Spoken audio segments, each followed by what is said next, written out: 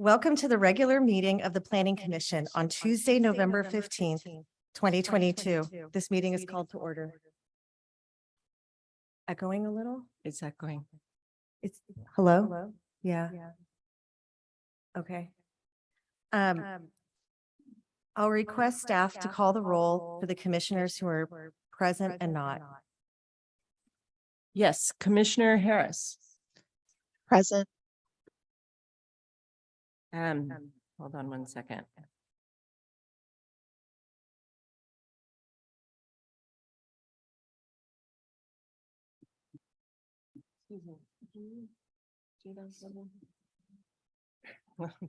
Apologies. I'm sorry, that would be under settings.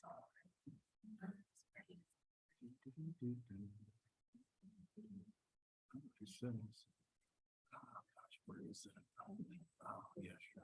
Let's see.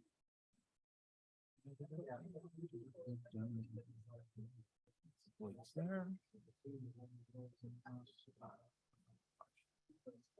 Maybe here.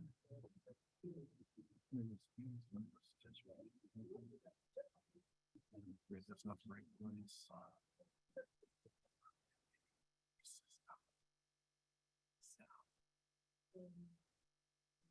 Looks like you're already off, I think. Yeah, I think you're already off. Sorry. Okay.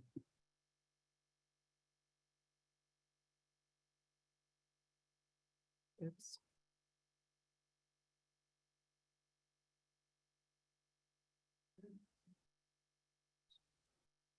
Okay, apologies about that. Why don't we start over? And I don't know why we have a.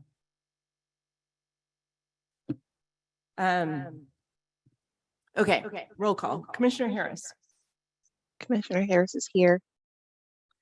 Commissioner Hickman, Here. Commissioner Mercado, Here. Commissioner Samudzi, Here. Commissioner Schock is absent. Vice Chair Saudi Here. and Chair Privatali is absent tonight. Okay, we'll move on to the order of the agenda. Are there any changes to the order of the agenda?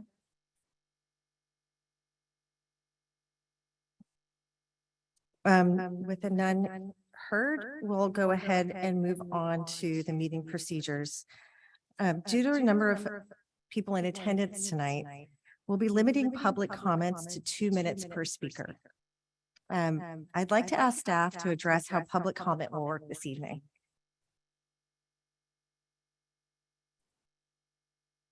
Yes, thank you. In response to Assembly Bill 361, the city of San Rafael is offering teleconference without complying with the procedural requirements of Government Code Section 54953B3. This meeting is being recorded and is being held in person virtually using Zoom and is being streamed live to YouTube at www.youtube.com/City of San Rafael.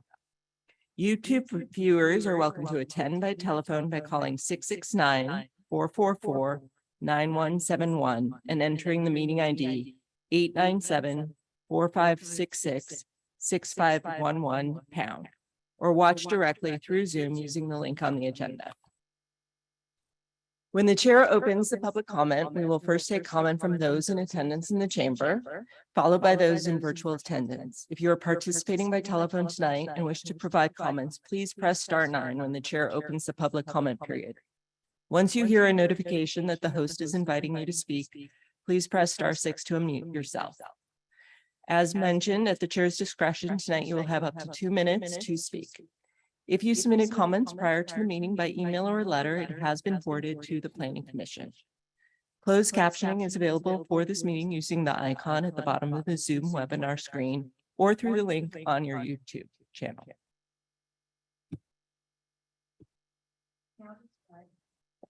Let me now describe meeting procedures. We'll begin with the staff report. Members of the public will then be invited to speak. You'll have 2 minutes for public comment. Commissioners will then have the opportunity to ask questions of staff, applicant, or public after each segment. We'll close with the public hearing and bring the matter back to the commission for discussion and action if necessary. On to urgent communication. Anyone with an urgent communication and not on the agenda may address the commission at this time. So if you'd like to speak, either come up to the dais or use the raise the hand icon at the bottom of your screen. If you are dialing in, please press *9.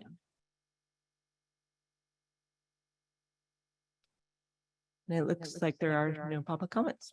Okay. Then we'll go ahead and move on to the consent calendar. We'll now move on the consent calendar, which has one item, approval of the planning commission meeting minutes from September 13th, 2022. Are there any comments from the public on the consent calendar? Again, if you wish to speak on the consent calendar, please come up to the dais and or if you are on Zoom, use the raise the hand icon at the bottom of the screen, or if you're dialing in, please press *9. And I see no one wishing to speak. Yeah, there's no one wishing to speak. Would a commissioner like to motion to approve the meeting minutes from September 13th, 2022? This is Commissioner Haveman. I will move to approve the minutes.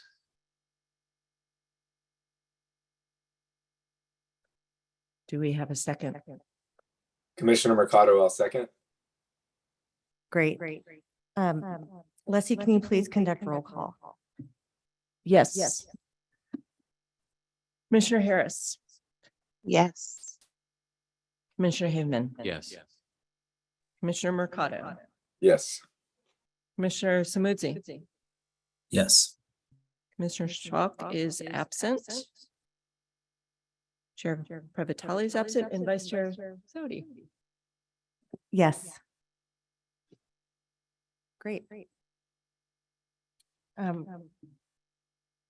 The first public hearing item is for the Aldersley Retirement Community Phase Development. I believe the Community Development Director, Gudici, has a few words she'd like to say before we turn over to the staff report. Thanks. Good evening, Chair Saudi and Commissioner Haveman and Commissioners, I believe, Mercado and Samudzi. Welcome tonight. I wanted to just recognize that we have two really important projects before you tonight. And they're important for a couple of reasons. Primarily, in 2021, the City Council adopted a list of goals and objectives for the fiscal year. And the relevant goals that relate to the projects tonight are revolving around housing.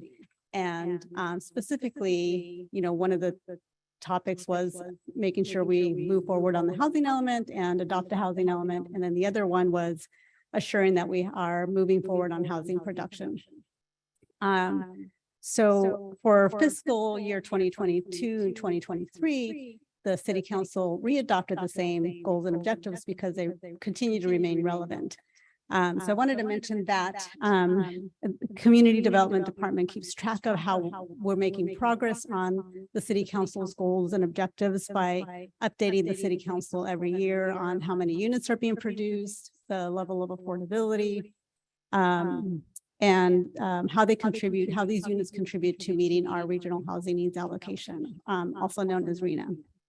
So this project before you tonight that Janie will provide the presentation on will contribute towards meeting our goal of 14 by providing 14 senior housing units. In addition, this project is one of the housing opportunity sites in the housing element 2023-2031. So Barry will provide that presentation tonight and we'll provide some details on that. Also want to mention that this project is considered a housing development project under the Housing Accountability Act. What that means is the city is limited in terms of what we can and cannot do. The city is not able to deny a housing development project that complies with density requirements of the general plan, unless the city finds that the proposed housing development would have a specific adverse impact on health and safety, and that these impacts could not be mitigated. So we have prepared, the city, Janie has prepared an EIR that evaluated the impacts of this project, and there were no safety and public health issues that could not be mitigated to less than significant. With that, I'll go ahead and let Janie provide you with a presentation and staff recommendation, and happy to answer any questions at the end of the presentation. I would like to interrupt for 1 second. Commissioner Samudzi? Yes, I would like to recuse myself for this item. I live within the radius of the project. So I will demote you to attendee and then promote you after this item. Sounds good. Thank you, Leslie and Ally. I do want to go ahead and just piggyback onto what Ally had explained, and just remind ourselves what we're here tonight to review approval of for the Elderslie community. They're listed on, I guess it's page 8 of our agenda packet, and under requested entitlements. So there's 4 items. One is certification of the EIR. Second is the zoning amendment. Third is the amendment to the master use permit. And the fourth is environmental design review permit. So in short, we're not weighing on the merits of the project, but we are weighing here in conformance with, what's required, what is approvable. And we're hoping that, we're tasked with going to the city council with a recommendation so they can continue on with this project. With that, Janie, thank you.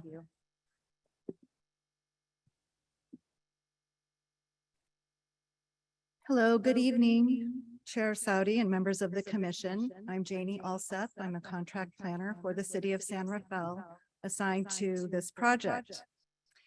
This agenda item for the Elderslie Retirement Community located at 326 and 308 Mission Avenue is for the project applications. It's for the Planning Commission's review and consideration of a recommendation to the City Council on the project applications associated with the Elderslie Development Plan.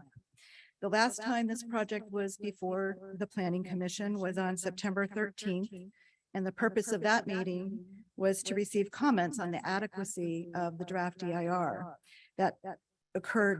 That meeting occurred during the 45-day public review period for the EIR. The focus of tonight's meeting will be on the Planning Commission's recommendation to the City Council on the project applications.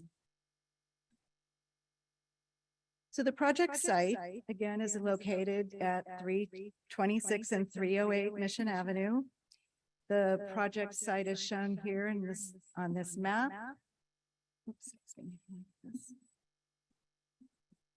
And this is the main Elderslie campus, and the property at 308 Mission is also part of the current zoning, which is noted here as planned development that was approved back in the early 2000s. I should note while this map is up is that the project site is not within the downtown specific plan. It's just north of the downtown specific plan area. So the three, if I turn this off, I'm afraid to turn that. Is that interrupting the slideshow? No. No, it's okay. Okay, thank you. So the 3 applications before the Planning Commission for a recommendation to the City Council are a zoning amendment to revise the approved plan development district and the new PD development standards, a use permit that would amend the approved master use permit. Again, the original or current approvals were done back in the early 2000s. And then the third is the environmental and design review permit for the phase development, phases 1 through 3 of the proposed development plan.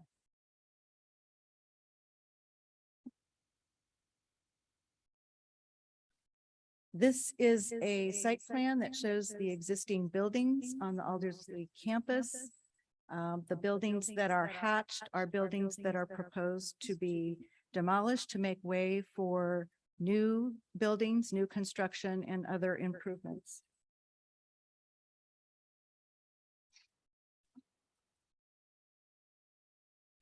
This slide represents the build out of the Aldersley Development Plan. It's an illustrative site plan that shows the new proposed Mission Avenue Independent Living building.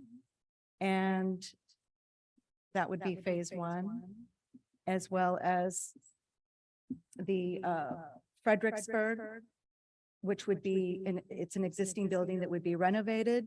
I'm just kind of going clockwise here. The West Campus Living Independent Living building that would be proposed as phase three. This is the Christianborg existing building that is proposed to be renovated. The Kronborg existing building to be renovated, existing Rosenborg building to remain. And probably most importantly, Friedensborg is an existing building to remain. It really is the heart of the Aldersley campus. The proposed access would be essentially the same as existing with a couple of things I will note. So the vehicular access will continue to be from Mission Avenue. And let me go to this slide here. Actually, I'll go back while I'm explaining the access. The existing horseshoe driveway would be located almost in the same location as now, but slightly reconfigured, and then the east driveway would be shifted slightly to the east, a little bit further to the east, where the current residence at 308 Mission is located. The result of the proposed development plan would be, as Ally mentioned earlier, a net increase of independent living units, an increase from 55 units to 69 units for the independent living units. The assisted living and memory care beds would remain the same, and the skilled nursing beds would remain the same. There would be no change. So essentially, the uses on the site would remain as existing. It's a different configuration and the addition of 14 additional independent living units. As I mentioned, the vehicle access would remain from Mission Avenue. And there would be improvements to the service and service and delivery facilities on Bell Avenue. They would be improved as part of phase two. The number of on-site parking spaces would also increase to meet the on-site parking demand. As I mentioned, in addition to the project applications before you this evening, you will be asked to forward a recommendation to the City Council on certifying the environmental impact report. Following the 45-day public review period that ended on September 30th, a response to comments document was prepared, and it responds to all of the written comments as well as the verbal comments that were received at the September 13th meeting. The response to comments has been available for review, posted on the project webpage. There have been no substantial changes made to the draft EIR. Since it was circulated. There have been some minor text revisions, which are included in Chapter 4 of the response to comments document that were made to clarify or make minor corrections on information in the draft EIR. There are no changes to the conclusions reached in the EIR regarding the significance of the environmental effects that would result from the project. And just so that it's understood that it's the draft EIR with these minor revisions plus the response to comments document that comprises the final EIR. So that's what you will be asked to make a recommendation on. A mitigation monitoring plan has also been prepared for the project, I should say program. It includes all of the mitigation measures contained in the final EIR, and that's included as an attachment to Exhibit 1.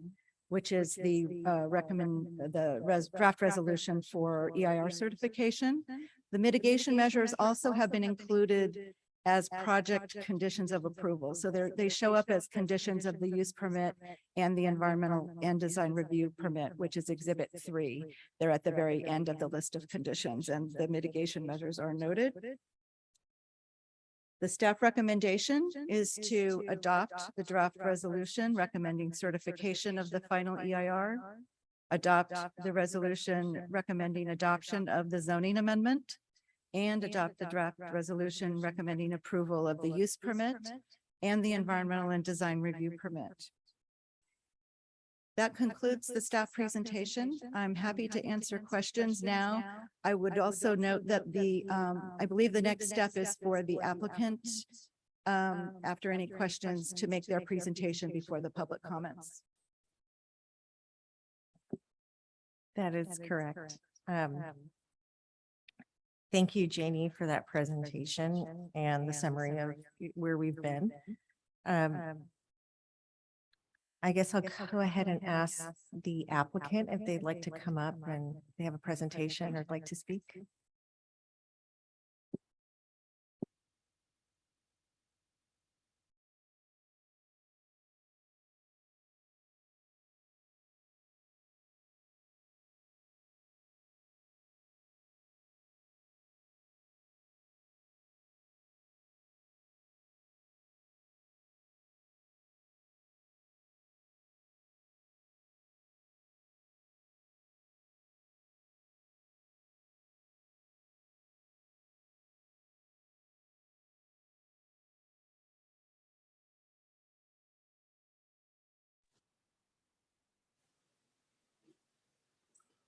Excuse me, sorry to interrupt. We're getting no audio on my end.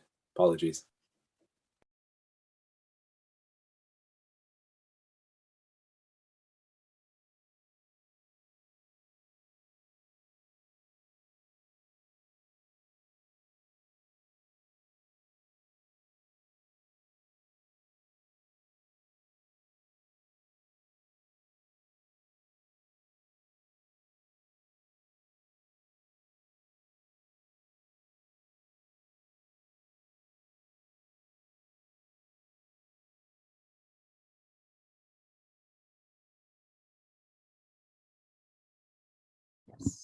Yes, of course.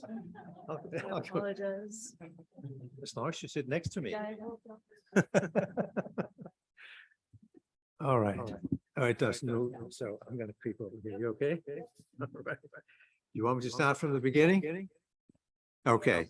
So again, my name is Peter Schakow and I serve, okay, if I sit, I serve as the board president of Aldersley. I'll repeat here that Aldersley is a nonprofit continuing care community. And that means that once you're in and call Aldersley your home, we take care of you for life. We're a full service senior living entity with dining, daily activities, assisted living, and memory care. About 7 years ago, we realized that we had a serious challenge because the kind of units that were built decades ago were no longer really doing it for new people coming in. The typical incoming resident today is in the 80s, even 90s, believe it or not, and they're looking for different amenities than their parents did when they came in a decade ago, probably in their 60s. And basically the net of it is, if we can't upgrade, we can't survive. That's the hard truth. And an upgrade does not mean the change of heart of the community. As Janie mentioned, the heart of the community, both figuratively and literally, is not changing. We just cannot sell the units that are there today. And so we needed to make changes to have the right product for the current market. So we embarked on a planning and design process, which led to the application before you today. What makes Aldersley unique? One is my accent. The other is the Danish heritage. with a country with long nights, dark nights, and we offer a cozy, welcoming atmosphere, friendship, care, and a sense of belonging. I call it hygge. Try that. No longer only for Danes. We still have a number of Danes, but most are not Danes. And I often get questioned, do you have to be Danish to move in? And the answer is no. But if you associate some goodness with living Danishly, come on in. I should say, we thank Janie for putting together an excellent staff report covering the challenges and the analysis of the project. We have a few speakers tonight and several experts from our team that can answer any question you might have.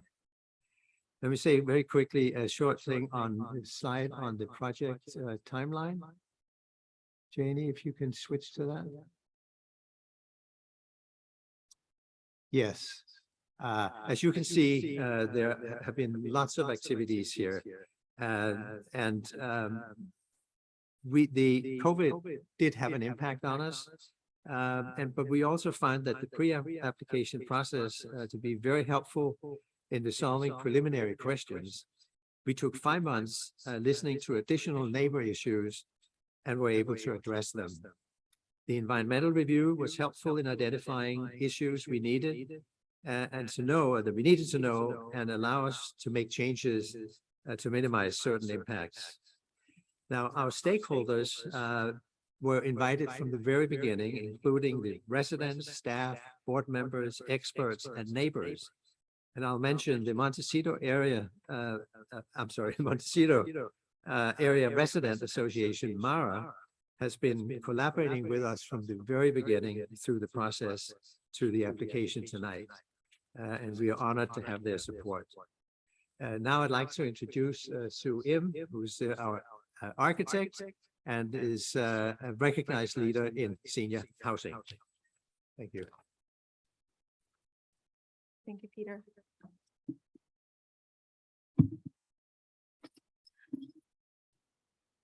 Hi, my name is Sue Im with Perkins Eastman, and happy to be the architect for this project. And really quickly going in through the existing site plan, what we have this is a current existing aerial, and what we have highlighted are the buildings that are proposed to be replaced that are in yellow dash lines. And what we have given care to is preserving the main green spaces that are in the center of the building. So there are actually 3 areas, which is the main lawn, the front entry, and what we're calling the campus heart, which is the triangular space in the center. So that, and also the main buildings that are located in the center of the site, which really brings the characteristic of the project that currently it currently has, and we want to make sure that that's preserved. If we can go to the next slide, Janie. So some of the focuses that we had on the project was really how do we create a main entry and a focus. Currently, the campus is it's very difficult to identify once you enter. The main entry is also unidentifiable. So we wanted to kind of bring those elements forward. And if we can go to the next slide. The section of the building or the campus is a 50-foot difference from the Mission Avenue to the Bell Avenue, and it's a series of buildings that were accumulated over the last century. So you can imagine the adjacency between the buildings and traveling between the buildings gets pretty difficult, especially when we're dealing with residents that may be on walkers or wheelchairs. So while many of the residents really enjoy the natural built-in exercise elements that we have with all the rails and the stairs, it doesn't necessarily serve everyone. So as part of our new development proposal, we are trying to remedy some of these issues through the new buildings that are coming in, and they provide the vertical circulation and the connection that are really needed within the campus. And what we also have done in yellow in the center is the new building that's being proposed for phase 1. We made sure that the height of the building stays within the requirements, but also under the roof line of existing buildings. So we're being mindful of the view lines and the view and the sight lines from the neighbors, and that we're not impeding on their view of the mountains and all the great things that the area has to offer. We can go to the next slide. So part of the project, it's not so much about increasing the units, but it's really about, can we provide better units that are more marketable today? Many of the resident units currently that are existing were built as studios or combined and that are now combined as one bedrooms, but many of them don't have full kitchens. So which means, well, we're trying to create a community that supports the independence of the residents, but they don't have the means to actually cook a meal. So we want to, so those are some of the basic things that we want to fix as part of the new development. And this also includes renovations. And this way we can stay more competitive in the marketplace while we're really improving the independence aspect for the residents on campus. So you can see that like the unit increase is only 14 units, but what we're also trying to do is increase the size of the units. So again, like we're helping Aldersley stay competitive and financially viable for another 100 years. Next one. So we know that we're within the historical district of the area, which maintains some of the characteristics of the existing buildings. So we borrowed the materiality and the color palettes from the existing buildings. What you're seeing here is the current front entry, Fredensborg on the right, Fredericksburg on the left, and Fredensborg currently serves as a main entry and the dining halls within that. And this is a building that we're keeping as kind of the main staple of the campus and adding on to it. So again, we're borrowing a lot of the characteristics of these elements, including the expansive windows and the roof lines and things like that for the new building design. Next, please. What you're seeing here is the view down the Mission Avenue with Aldersley building simulated on the right. And then you can see that we also have kind of looked at the impact of the size of the building and then how that fits into the context against the apartment building that's across the street. And then the next one is this is the front entry view from Mission Avenue from the other side. And something that I forgot to mention earlier, we've also been working with our neighbors to make sure that our impact is minimized. So one of the things that we're currently doing is getting into an agreement with 304 Mission Avenue, which is at the corner of Mission and Union, so that we've actually scaled back on kind of the retaining walls that we're creating. They currently have use of part of our property as the backyard, and we're maintaining that. But it is causing 2 less parking spaces. So that's something that we can follow up with you to kind of explain that further. And I'd like to introduce Shannon Brown, who is the Executive Director for Aldersley.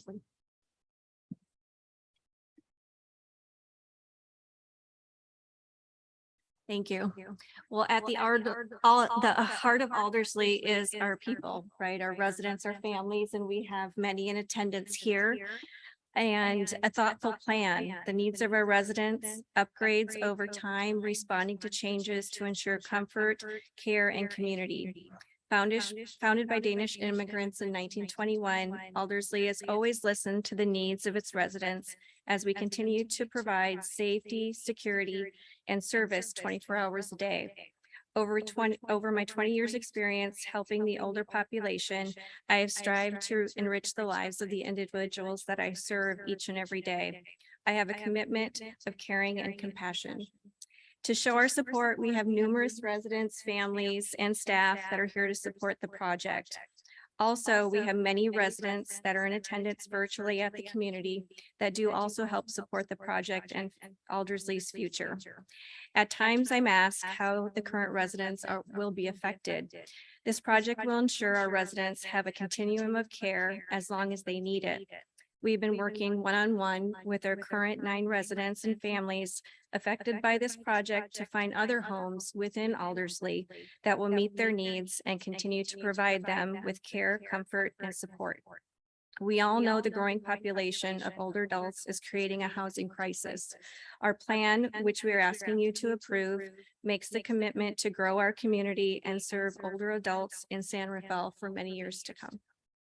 Now I'd like to introduce Linda Jackson, planning consultant. Thank you.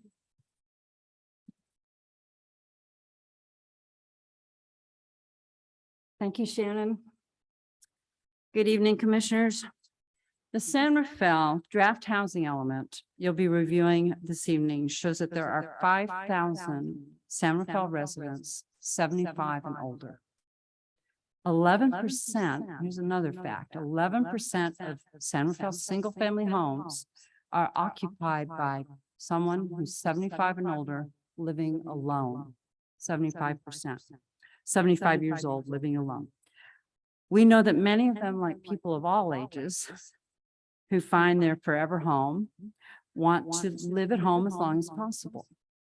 But the time comes in the 80s and 90s and hundreds when being in closer community to others, in a place with services like meals and cleaning, wellness care, assisted living, memory care becomes appealing or necessary. There is a tremendous need for places like Aldersley, senior housing with services in your hometown.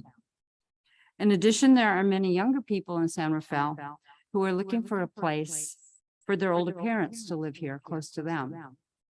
This project helps meet some of those needs. There are many types of senior housing that we don't really deal well with in planning. Some of them are like like Aldersley. Others are like Drake Terrace and Villa Marin. And the most affordable are the board and care homes that are in single-family homes in neighborhoods across our city. Sadly, I've heard public comment in the past that we don't need any more housing for elders in San Rafael. And this is not true. With thousands of people aging in their 80s and 90s in their single-family homes, we need as many of these senior units as possible so that people can downsize and younger people can move into the family-size homes that are opened up for them. So I'd like to turn this back to Peter Scheckow to wrap up. Thank you.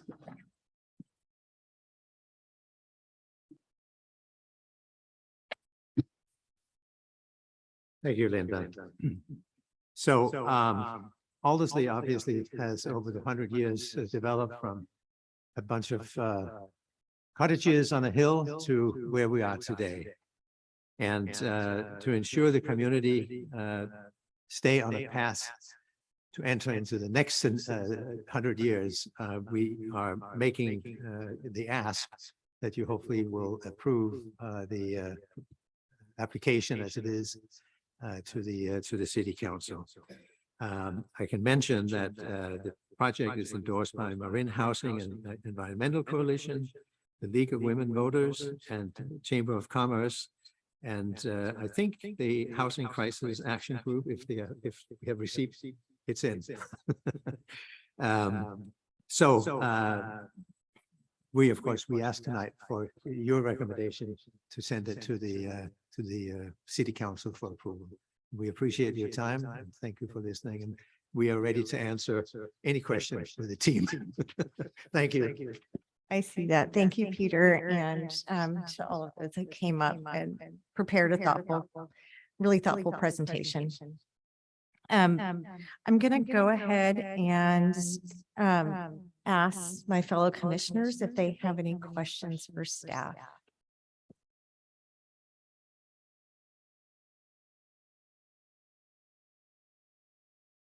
I think Commissioner Mercado and Commissioner Harris.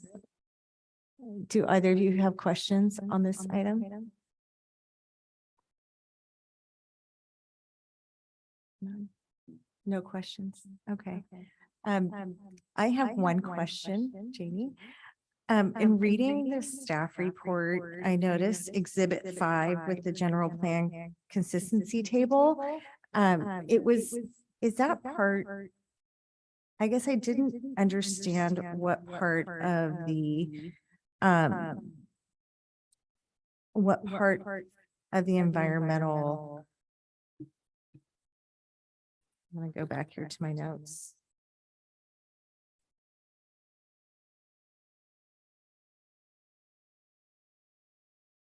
Is that part of the environmental and design review permit, or is that just there for reference?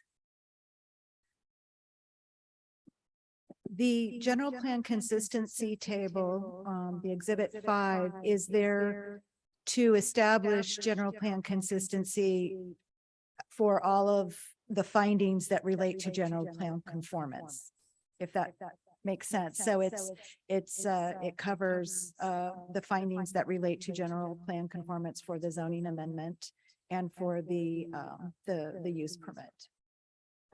Great, thank you. That's helpful. Any last questions from the commission? Okay, it looks like we are ready to move on. So I'd like to open the public hearing and ask staff to go ahead and open up to public comment. And hopefully we have better sound. Yeah, so if you're here in the chambers and would like to speak, if you can come up to the microphone, you will each get 2 minutes. Yeah, and if you could just state your name and we'll have a timer here for the 2 minutes, so we can watch time. And I'd also like to add that if your comment is reiterating what other people have said, if you can kindly do a ditto, we'd love to definitely hear from you, but we do realize that we do have another, this is an important project and we want to make sure we get through everybody's comments and still have time for the second important agenda item. 2 minute limit. Yeah, I have a timer going, so yeah. Anything. Good evening, members of the Planning Commission. My name is Ripley Hunter, and I want to thank you for your service. On November the 11th, those who have been government military service were told, thank you for your service. You folks do service to the community through your community actions. So thank you for your service. My name is Ripley Hunter, 326 Mission Avenue. My home is Aldersley. I'm a long-term Marin resident and voter, and I'm a former physician active in San Rafael, and I'm a happy resident at Aldersley in my later years.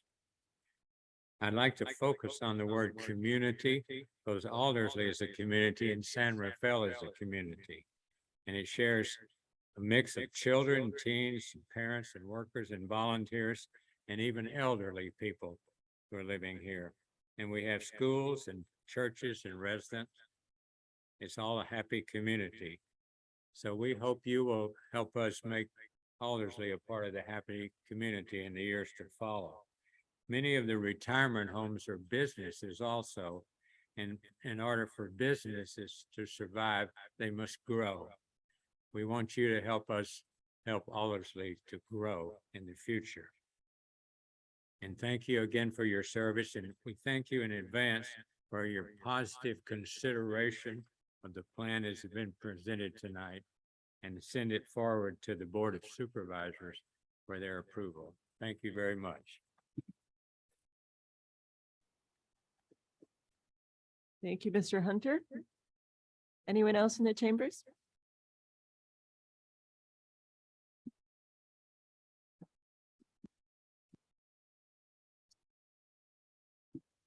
Good evening, everyone.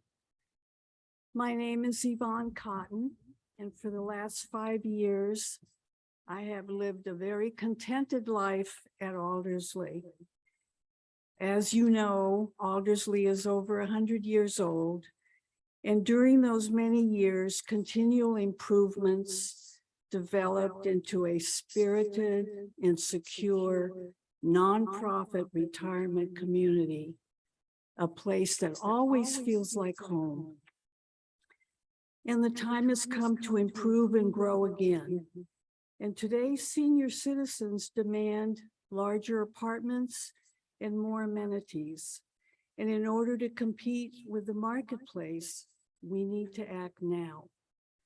The plans before you are the result of multiple years of diligence and hard work by our board of directors, plus input from residents and input from neighbors. As a resident, I wholeheartedly endorse these plans. With the improvements, Aldersley will continue to maintain an important presence in San Rafael, a place the city and Marin County will always consider a very remarkable treasure. Please vote yes so we can move forward. Thank you. Ms. Cotton? Did we get the microphone going? You're more than welcome to. Miss. Thank you. Good evening, everybody. I'm really happy to have an opportunity to speak to you. My name is Marjorie Schwer, and I've made Aldersley my home for the last 5.5 years. At Aldersley, I've been able and enjoyed facing really the challenges of aging with a group of peers in a very supportive environment. I have felt protected and I have felt cared for at Aldersley. In the 100 years since Aldersley was established, the changes in the world have been enormous. And in order to remain viable all of those 100 years, Aldersley has had to make changes and adaptations. We're at that point again. Despite all of the changes over the past 100 years, Aldersley has really been able to maintain serving the primary purpose for which it was established, which is to provide a home and care for the elderly in the community. The purpose of the development plan before you now is to provide for the continuation of Aldersley so that it can meet current needs and also needs for future generations. I'm here really to ask that you approve the plan and take it forward to the City Council. Thank you.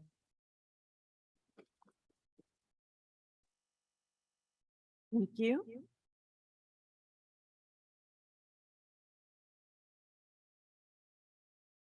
Good evening, everyone. My name is Gilda Salkow, and I'm speaking as a family member. My first name, Gilda, is Italian from my mother's Italian American family, and my last name is Danish from my father's Danish American family.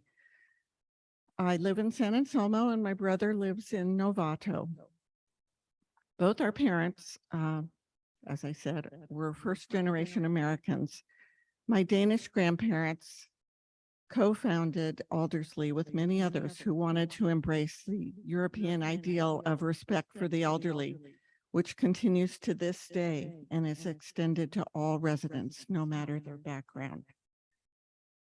Our Italian-American mother was born in 1922, lived independently at Aldersley for 7 of her last years until age 99.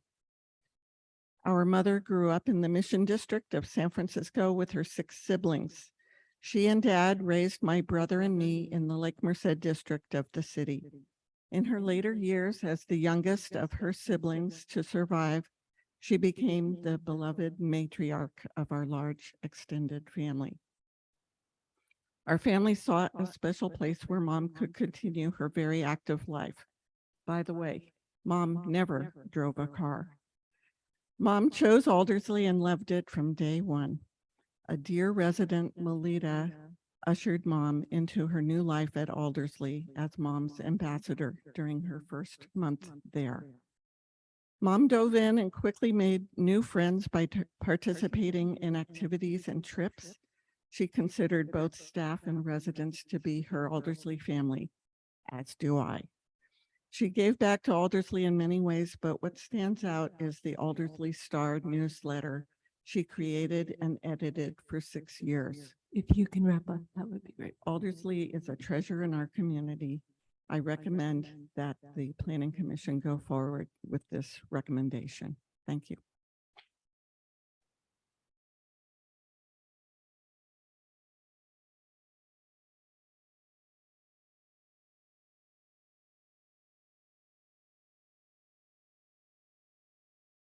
Good evening. My name is Susan, and my mother has been living at Aldersley for the last 3 years. She started out buying into the independent living apartments, and then she had a few health issues, so she transferred into extended care. And most recently, she has moved on to memory care. And throughout the entire process of this, Aldersley has been extremely caring and supportive.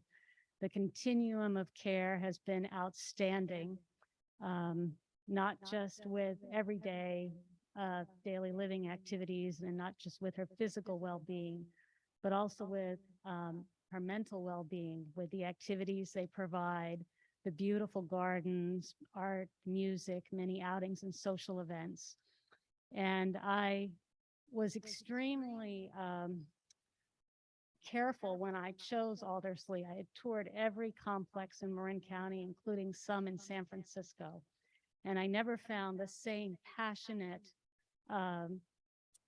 professional demeanor that Aldersley provides its residents, as well as the extended family. So with the same precision, I think their approach with this new project will be extremely well thought out.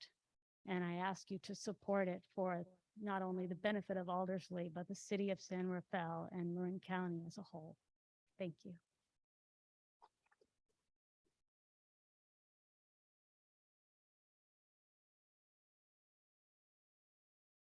Anyone else in the chambers wishing to speak? We will go to members virtually, and later, if anyone else wants to speak, you can go. To raise your hand, please use the raise the hand icon, and or if you're dialing in, please press *9. And our first speaker is Derek. Derek, you have 2 minutes.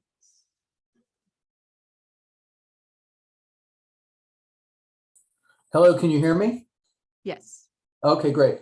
Okay, my name's Derek Kavasia. My wife and I own a 3-unit apartment building right behind Aldersley across Bell Avenue.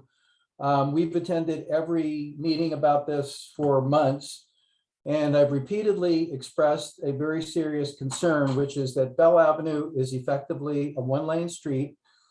And I pointed out that if they complete the work on the Mission Street frontage first, which is specifically the Fredericksburg building, they will cut off all construction access to do phase 3 from Mission Avenue.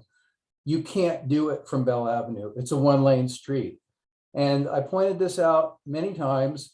And on the last meeting that we had, I was shown a phasing plan that indicated that they would change it to where the Fredericksburg work would happen later in the day so that they could continue to access construction from the Mission side for phase 3. It isn't going to work to do it from Bell. I've talked to Janie and everybody on that team about this, and they agreed to change the phasing. But tonight, Janie included the Fredericksburg work as part of phase 1. That's going to be a disaster. So I need that to be addressed.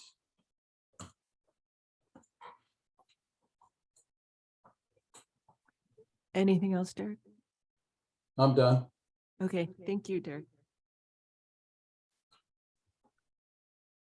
If anyone else wishes to speak, please use the raise the hand icon and or *9 to raise your hand.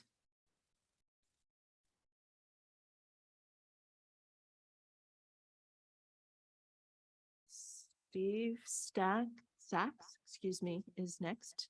You have 2 minutes. Hi, my name is Stephen Sachs, and I'm speaking on behalf of the Marin Environmental Housing Collaborative. And to reiterate what we have stated earlier in a letter, we fully support the proposal, recognizing the incredible need for more senior housing, better senior housing, larger senior housing. And I personally have gone through Aldersley. I found the units, I'm a senior myself in a senior facility. I found the units quite small, a lot of them. And I ended up choosing another facility that was larger. And I think that this proposal will certainly improve Aldersley's effect on the community by providing much more, a higher number of units that are large enough for a lot of our seniors who don't want to move into studios. We fully support them, and recommend moving this on to the city council. Thank you, Stephen. And anyone else wishing to speak, use the raise the hand icon and or *9.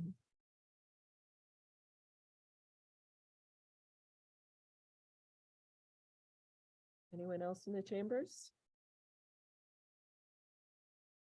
That looks like all the speakers. Okay, great. I thank everyone for their comments and would like to close the public hearing and ask the commissioners if they have any additional questions.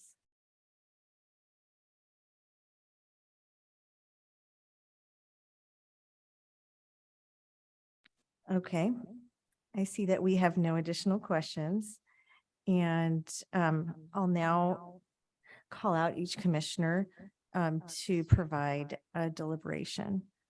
So we'll start with Commissioner Harris. Yes. Would you like to add anything before we vote? Oh, yeah. No, sorry. Nothing. Okay, thank you. Commissioner Haveman?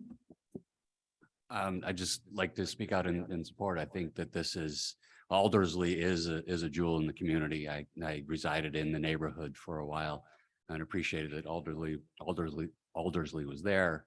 I'm not personally unfamiliar with how insufficient lots of our senior housing can be. And my impression has been that Aldersley is providing a very good option for Marin residents. And so I think that it is in a position to expand to meet the new needs, I think is terrific. Great, thank you. Commissioner Mercado? Yeah, I guess I did have one question. Sorry. I think there was a comment that was raised about the phasing and the construction. It sounds like there may have been a question as to whether what was raised in some of the community meetings versus what we saw tonight on the phasing and how the construction flow will happen. Just want to make sure that was clarified. I assume this was referred out to the appropriate agencies that looked at the construction schedule and the phasing. Were there any comments or any issues from staff that would help us with that comment that was raised? Janie, would you like to answer that? Yes. So the speaker or commenter, Mr. Kavazian, is correct. He did bring to the Aldersley teams and the city's attention that the initial phasing plan, which was 4 phases, not 3, would be problematic in terms of access to the site during construction. And the phasing of the project was revised to 3 phases instead of 4. And I would like to request that if it might be easier or more clearly explained, if we could invite the project architect back, but I will just give the short answer is that it's my understanding with the phasing, things changed on Fredericksburg. The proposal initially was more robust in terms of what was going to happen to that building, and it's been much less construction so that there would be adequate space for staging and for the construction phasing. With the chair's permission, may I ask Sue to explain I think further that or would be correct good. anything that I did not get I exactly agree. right? It'd be good to understand the access through each phase. If you can. So I don't know if we have the phasing diagram available readily to pull up, but just quickly verbally, we can explain to, and Janie got most of this correct. So initially we had 4 phases with Fredericksburg being part of phase 1A, which is seated in the lower left corner of the site against Mission. So while during these conversations, we acknowledged that yes, it would be great to actually have that access from Mission Avenue throughout the process. So we moved that phase to 4, actually 3, which is the last phase. And we actually eliminated one of the expansions in the Christiansburg, which sits in the middle of the block against Bell Avenue. And then we changed that from an expansion to a renovation only.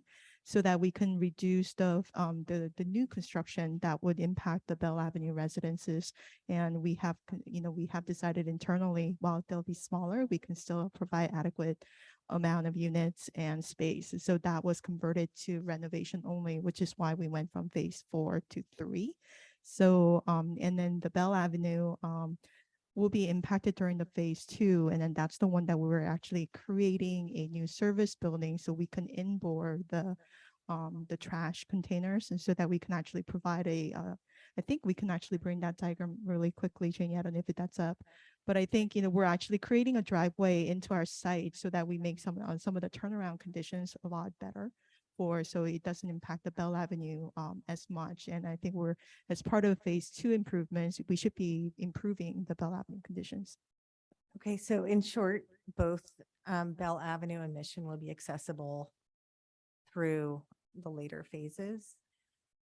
So the construction will be primarily done through Mission Avenue. The Yeah. only phase that will impact the Bell Avenue is when we're working on that one building, which is one of the smaller buildings. Okay, thank you. Thank you. And then to answer another part of the question, and that is, the project plans have been reviewed by the various different departments and divisions, including Public Works and the Building Department, the Fire Department, et cetera. And there is a construction staging plan that's on the webpage that addresses the staging and laydown areas and places during construction.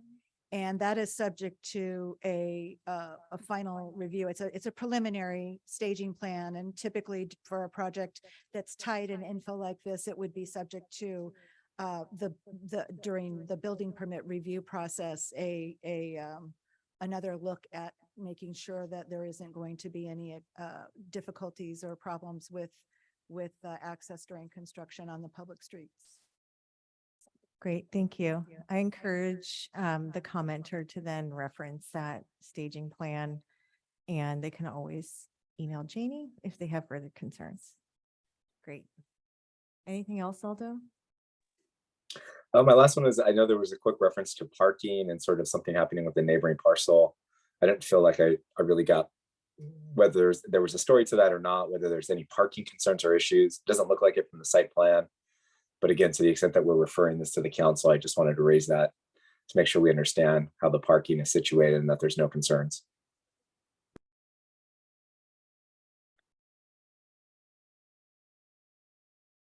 Yes, I believe during the presentation, it was mentioned that there was an agreement with the neighbor at 304 Mission. And staff has been aware that there has been efforts to come to an agreement on allowing continued use of Aldersley property, basically, as part of the outdoor space at that location. So it's great, I think, that an agreement was reached. Based on my understanding of how things would change, it would be very slight changes in terms of, keeping the existing fence, kind of keeping things as they are, which I think overall would be a betterment or an improved situation for the immediate adjacent neighbors, and certainly for that property owner at 304. It does, I understand, mean that there would not be enough space to put as many spaces there. I think there were 8 proposed there, and now there would only be well, there are 8 additional total, but there would be fewer parking spaces that could be accommodated as a result of not Aldersley not retaining that property. Yeah, but we're still above the required count, correct? Well, Project. yes, based on what the demand is, and also with the condition that we have recommended be included for a parking strategy to be developed to maximize parking on site. We don't believe that the loss of 2 spaces will be significant. It's not significant under CEQA because parking really isn't addressed. And then there is also new legislation that will be coming on board in January of 2023 due to the project's proximity to the downtown smart station. Parking within that vicinity, the walkable area. It's my understanding that the city cannot require, additional parking. So with all of that combined and looking at it in its totality, it's the loss of two spaces is what it is. But the advantage, the fact that, you know, the adjacent neighbor who would be impacted gets to keep that space as part of hers and using it. You know, I think is important. It's also my understanding that the property will remain Aldersley. So there's no, you know, real change in the size of the property that is in, you know, under the plan district. Great, thank you. I would just actually suggest that it might be appropriate as part of the recommendation to acknowledge the loss of the two spaces as we have just been made aware. Okay, That the agreement with the neighbor that would result. Yeah. great.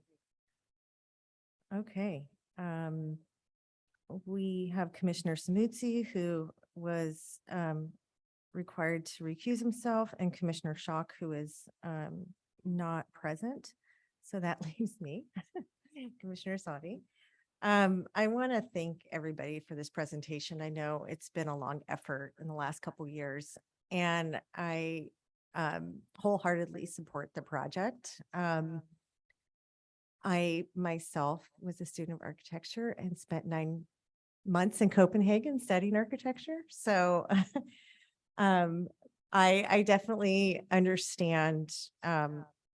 I think I probably understand the type of community that you have more than the average San Rafael resident. I also did recently move my mom up here from Southern California and found that this options for her were far less with the amenities as well. So we're still trying to find places that she can still maintain the amenities that she wants. As I said in the last meeting, I still do really feel pain that we're going to lose the historic resource in the existing buildings from the 1960s. And I can't, I support the project, but I don't feel like I can support that, you know, that concession that has to be made. I do understand that Aldersley needs to be updated to meet the needs of the older generation of residents, as well as, like, you know, the amenities that are required. So with that, I'd like to end my comment and ask the commissioners whether or not they have any further questions. And if not, we can go to a motion. Anybody else? No. So we can then go to a motion to recommend the approval to City Council. I'll go ahead and read the choices that we have. So if we go to page 10 of the staff report, I believe.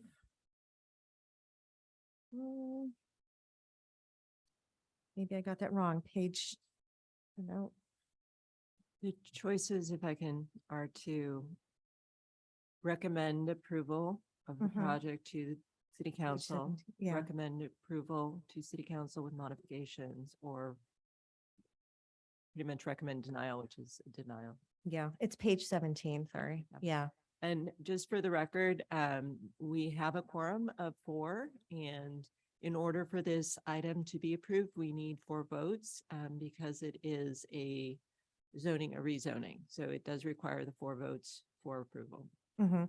And actually, I forgot to mention this before we move to vote. I'd like to add one more comment that in the in Exhibit 5, we have reference to item 92 CPD 5.1 and 5.6 that measures conformance with, let me get this right because I don't want to say this incorrectly.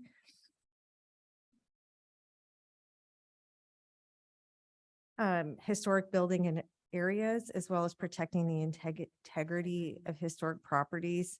They were both noted as consistent, but I think, given that the mitigation measures show, note the property is a historic resource and require photography and videography.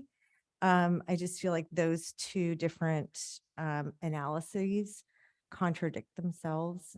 And that's just a comment I wanted to add to be on record.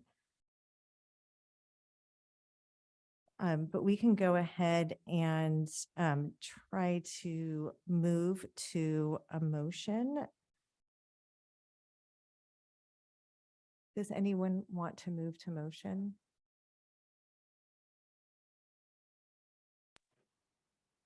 This is Commissioner Mercado. I will move to make a motion to approve the resolution as provided with the approval of the adoption as set forth on, geez, my PDF may be wrong. Page 10 of the staff report. Is that it? Yes.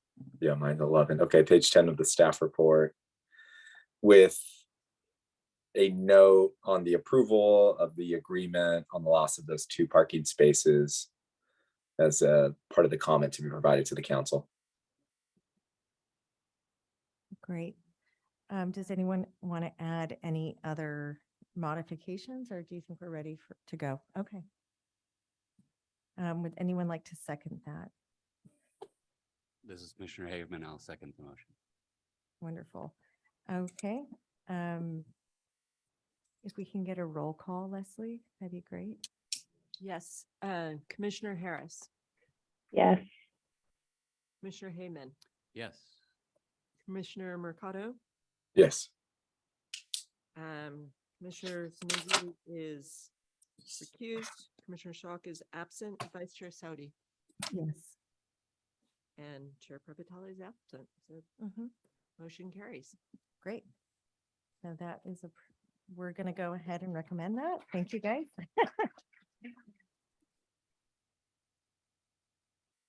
Hopefully you guys can make it back for dinner, unless you didn't already have it yet. You probably already had it already. So with that, we'll move to agenda item number 2. And if we can have a moment,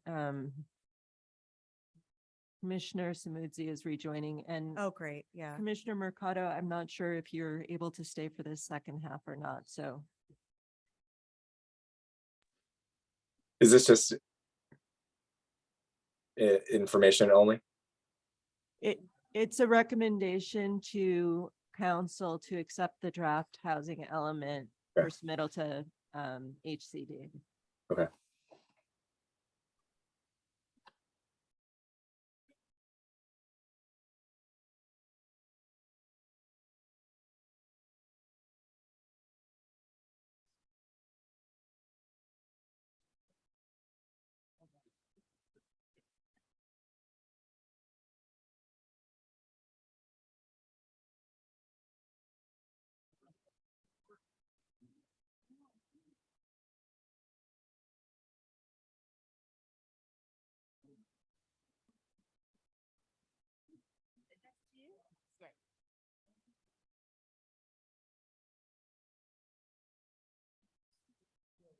Okay.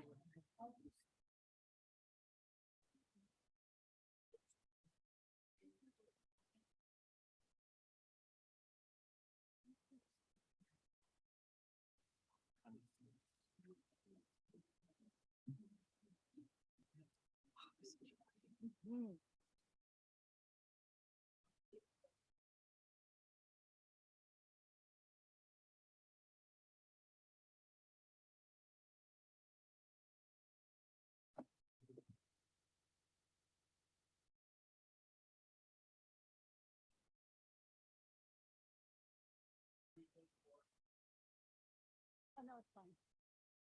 Right? Are we good?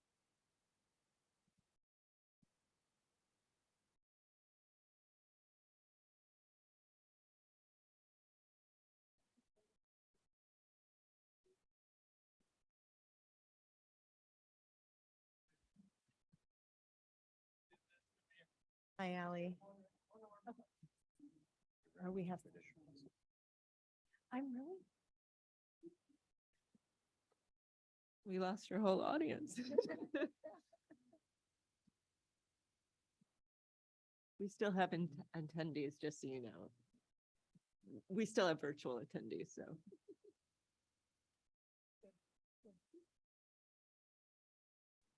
I'm here.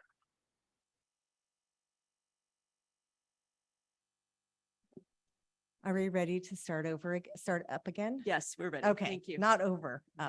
Yeah. Yeah. Okay, we'll go on to agenda item number 2, which is the HCD draft housing element. Leslie or staff, that's you, Ally. I'm like, wait a second, where are we? May you go ahead and provide a presentation. Thanks, Chair Saudi. So as I mentioned earlier, 2 very important projects tonight. This project is the 2023-2031 housing element update. This is a project that Barry has been working really hard on, and Alexis has as well. It's actually been a collaborative effort with Barry, our consultant, Alexis, our housing analyst, Liz Darby, our DEI community engagement professional, and housing expert, all wrapped into one. And so this is, I just wanted to mention all of them because they put a lot of hard work into this and a lot of their heart into this. But it wasn't just them, it was also community members. We had a working group, like a very diverse working group, who really provided some robust conversation and input. And all of that was wrapped up into informing this housing element. So with that, I'm going to go ahead and let Barry provide his presentation. And Barry, I'll let you take it away. Thank you, Ally, and good evening, commissioners and members of our virtual audience. We're going to do a little bit of a tag team presentation this evening. You'll hear from myself initially, and then Liz, and then Alexis will come in at the end to talk about the policies and programs. So I just want to clarify that this evening we are asking for a recommendation to forward the housing element to the city council so that they can forward it to the state for a preliminary review. We're not asking that you're recommending adoption of the housing element this evening. It's still a working draft. It's still very much a work in progress. And we are statutorily required to submit a draft of this document to the state so that they can give us comments, so that when we adopt it early next year, we get it right and make sure that we adopt an element that's found to be compliant with state law. So just a quick outline of the presentation. We're going to go over the requirements for the housing element and the update process, including affirmatively furthering fair housing. We'll talk about what's in the housing element and go through the document at a high level.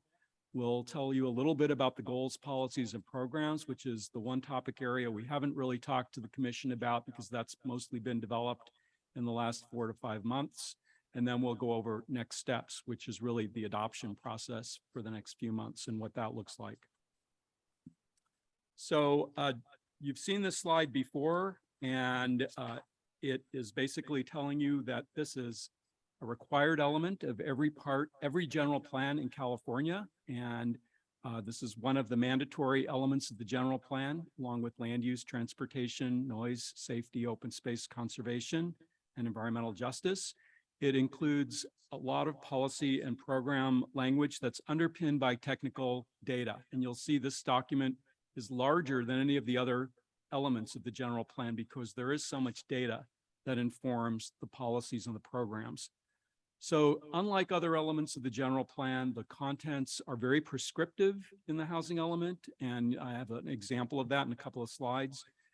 It does cover an 8-year planning period. Most of the general plan elements look out 15 to 20 years, but this element is, again, legislatively required to cover 8 years. We are coming to the end of what's called the 5th housing element cycle, which is the 8-year cycle from January 2015 to January 2023, and going into the next cycle, which will take us to 2031. Another thing about the housing element that makes it unique is that it's subject to certification by the state of California. So the Department of Housing and Community Development, or HCD, has to certify every element in every housing element and determine that it's substantially compliant with state law. The housing element has to demonstrate that every city and county is doing its fair share to accommodate the regional housing need. And in San Rafael, that regional need for the next 8 years has been determined to be 3,220 units, including 1,349 units that are affordable to low and very low income households. A couple of things about this, the pie charts that you see here on the screen. So the top pie chart is the housing element RHNA assignment that we were given for the current period, which is to plan for 1,007 units of housing, including about 39% of that is for low and very low income. You can see right off the bat, the new assignment is 3 times what the previous assignment was. Every community in the Bay Area saw an increase in its housing assignment. In Marin County, the increases were particularly steep. The county as a whole is being asked to plan for 14,400 housing units. About 30% of that county total has been assigned to San Rafael. But when you look at this at a regional level, the regional need is 441,000 housing units for that 8-year period. So we're 0.7 of 1%. So it's a big number for San Rafael, but it's a small number at the regional level. And just for as a benchmark, you can see on the left what the thresholds are for low and very low income households in Marin County. So for a household of 4, if your income is less than $146,350 a year, you're considered a low income household. So the income ranges are a little bit skewed in the up direction because this is an affluent county. And as a result, the need at the low and very low income level is particularly great. And I'll say that there's an extremely low income component within that very low portion of the pie that often gets left out of the equation. And one of the goals of this element is to make sure that we don't leave out that segment and that our programs reach down to the extremely low income tier as well as the very low and low. So this is just an overview of the housing element update process. It is essentially about a 15-month process that we're in now. We started last fall, just about a year ago. We were before the city council, asking them to appoint a working group to help guide this process. That group was formed and included Chair Previtali from the Planning Commission, as well as other members of the community. We had a number of introductory meetings, an initial community workshop, and did an evaluation of the previous housing element. Then moved on to the needs assessment, which really looks at our demographics and housing conditions, the sites inventory. I'll say we came to the Planning Commission in February with the needs assessment summary. We came to the Planning Commission in July with the site assessment and inventory, and also a presentation on affirmatively furthering fair housing.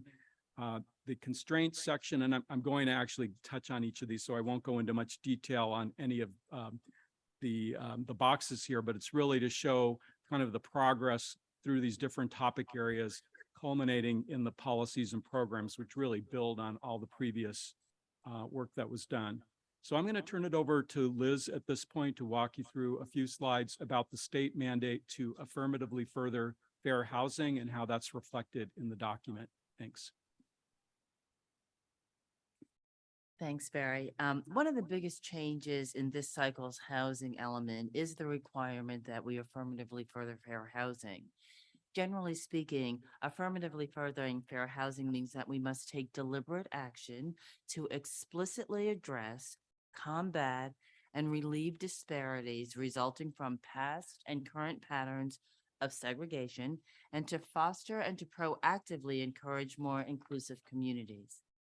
Am I changing my slide? I am. You are. Thanks. Next slide. As part of our strategy to address historic discriminatory policies while increasing opportunities for true fair housing choice, we must go beyond what is required of us before. And we must ensure that we are developing strategies that are meaningful and impactful for people who are most directly affected by those strategies.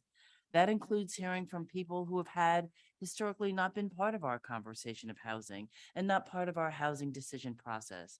And we need to identify those populations who are often overlooked.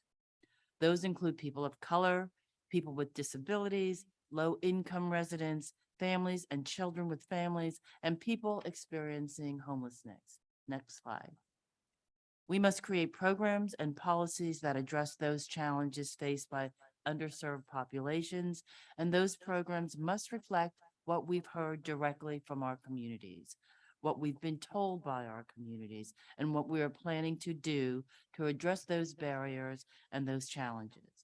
And all the programs have to be housing programs. We all know that many of our communities have transportation issues, safety issues, overcrowding, access to healthy foods, and financial services. Those are contributing factors, and they must also be addressed in order to develop strategies that improve neighborhoods and increase community resources. Next slide.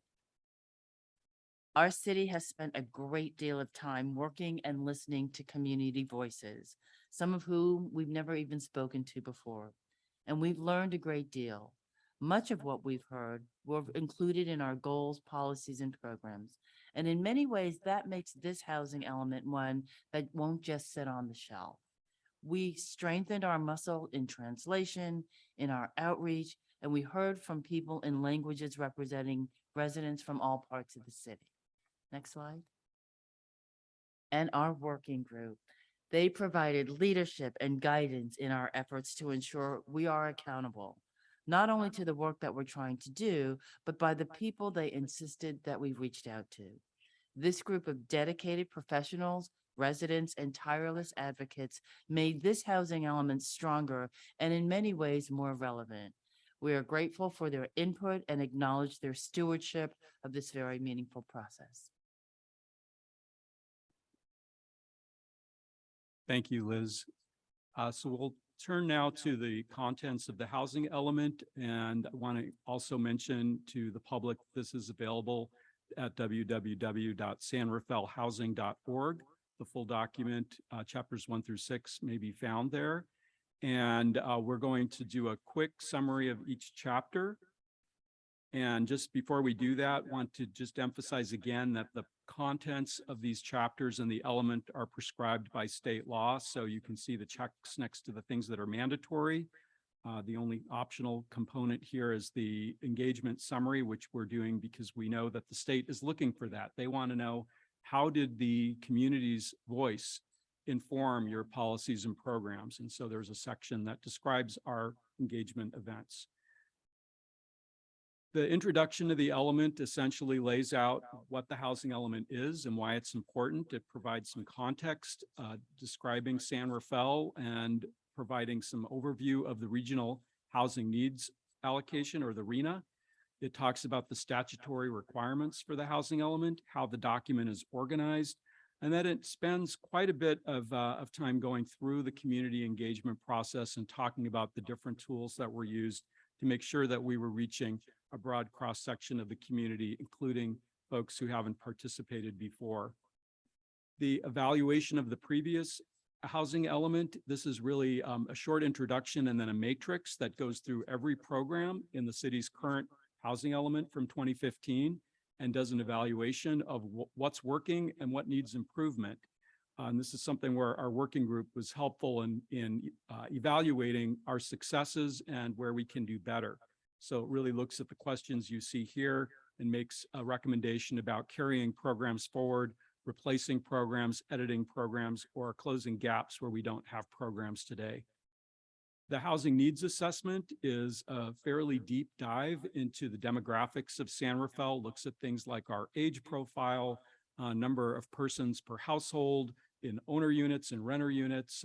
The tenure is the distribution between renters and owners, looks at race and ethnicity data, household data, employment data. So it's got a lot of useful information, background information about San Rafael that we hope will be a resource as well as the basis for our policies. The income employment characteristics I mentioned, the housing cost burden is the percentage of income that's spent on housing. And we look at that across the city for persons in different income categories and for renters versus owners. There's also a profile of populations with special needs, and you can see groups listed here. There are about a half dozen special needs groups that we look at. And then information on our housing stock. So the condition of housing, the age of housing, numbers of bedrooms in housing units, and various aspects of the housing stock. So the fourth chapter is housing sites and resources, and we did do a presentation on this topic to the commission back in July.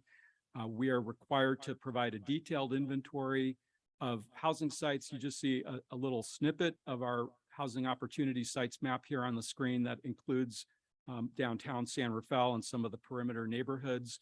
And we've mapped housing opportunity sites based on these different categories that you see here and that you see listed. We also are able to make some assumptions about accessory dwelling units, or ADUs, which are encouraged in the housing element and by our municipal code. And let me go to the next slide and talk a little bit more about that. So again, this is a lot of data on the slide, so I won't go into detail, but the point here is that we have identified 112 housing opportunity sites in the city, and collectively they have the capacity for about 4,800 units of housing, which exceeds our RHNA number by a fair margin. And even at the lower income group, we've identified sites that can accommodate our lower income need. And I think the important point here is that we're able to do this without rezoning and without doing general plan amendments.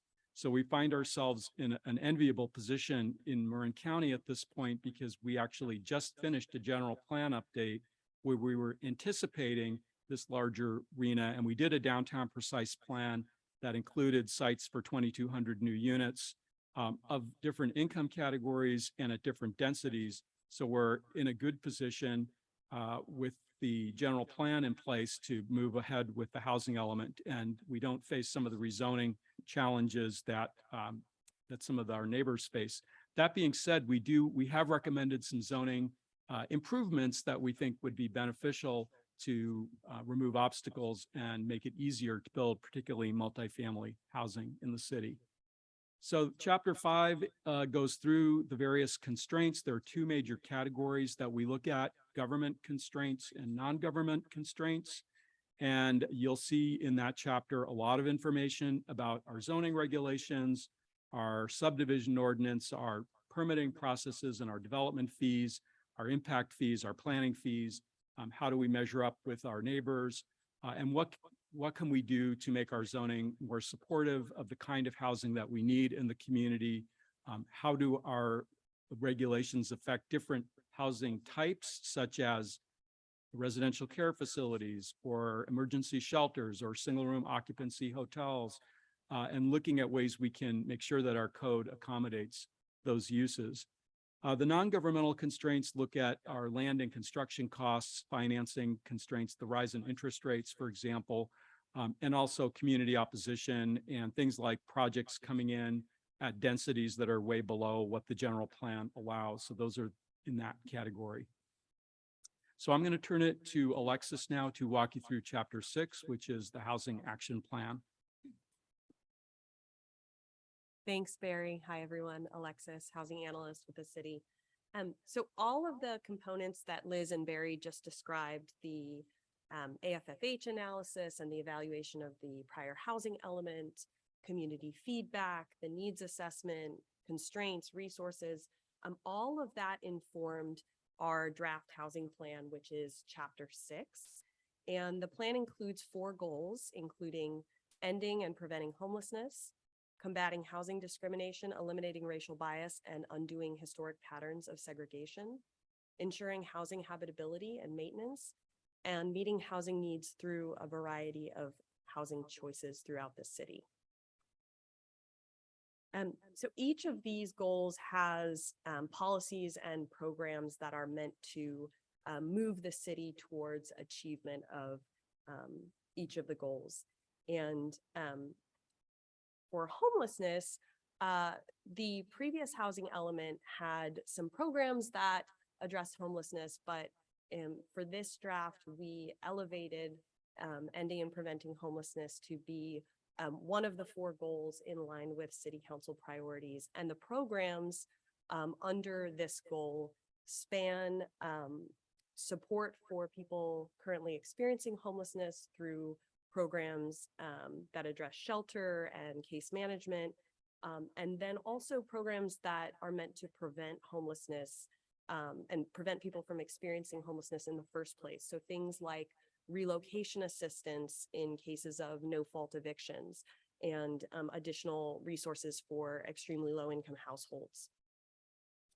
And another sort of key aspect of the under the ending preventing homelessness goal is the homelessness body of work has traditionally sat under the city manager's office, and we're planning in 2023 to bring housing and homelessness under one division in community development that recognizes the interrelatedness of those of the issues.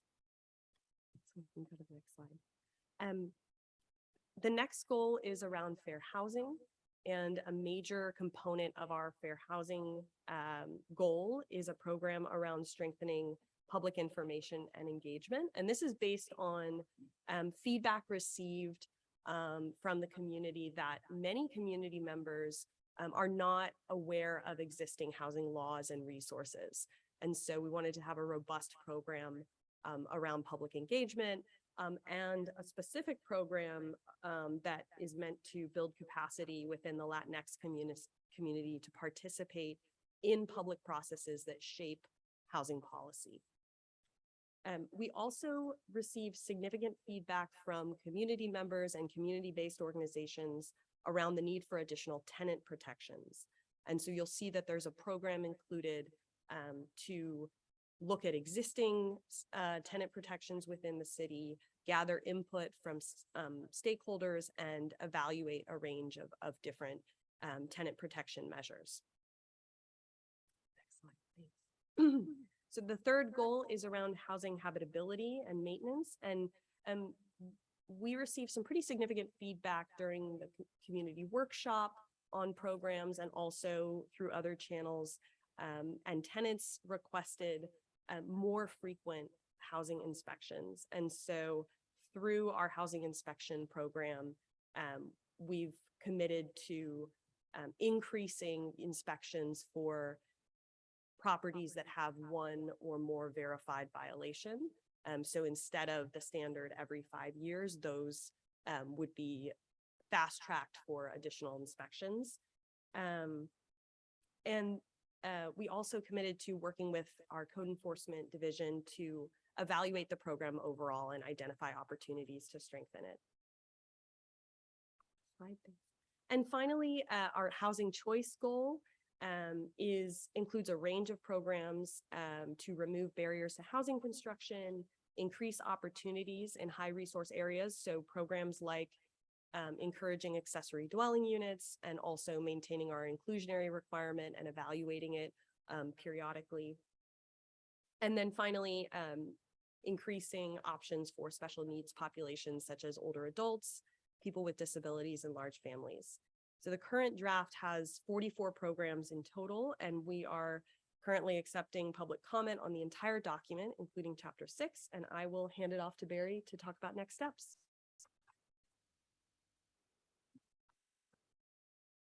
Thank you, Alexis.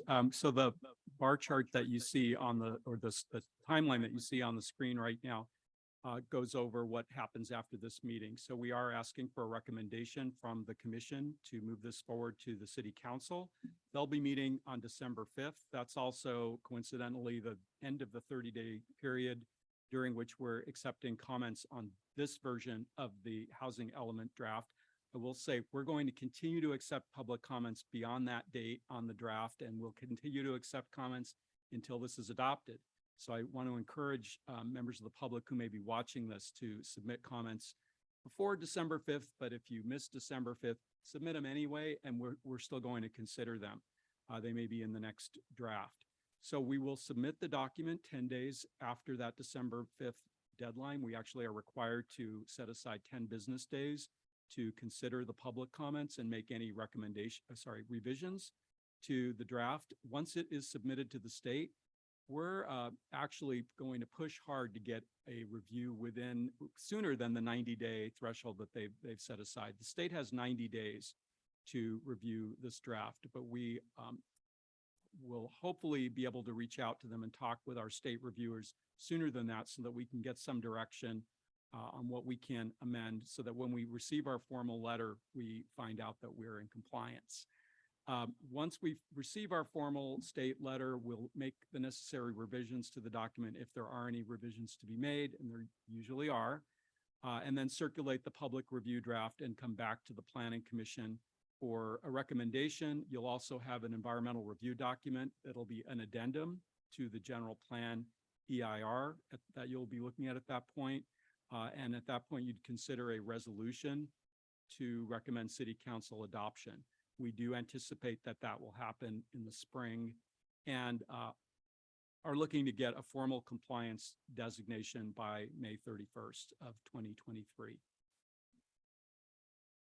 Again, the website is sanrafaelhousing.org. Comments can be sent to my email at the address you see here on the screen, barry.miller@cityofsanrafael.org. We also have a housing website as well where you can submit comments.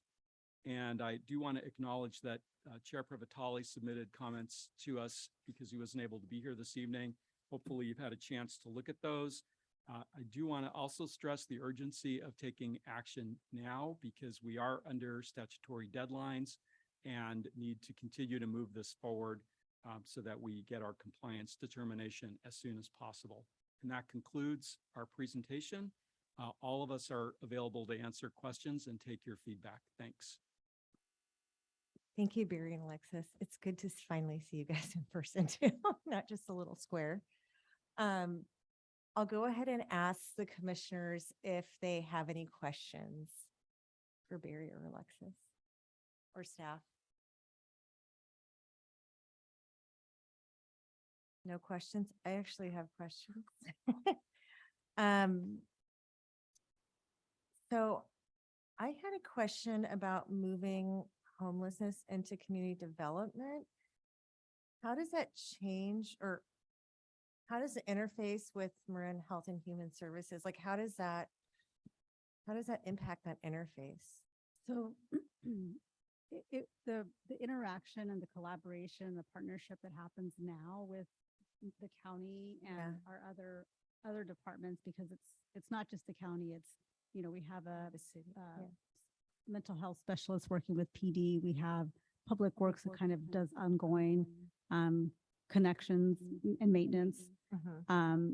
So all of that will continue to happen. There's, you know, the intent is to, because we have housing under community development, homelessness is like very much related to our ability to provide housing and or inability to provide housing or lack of housing production and renter protections. And, you know, it's all very connected.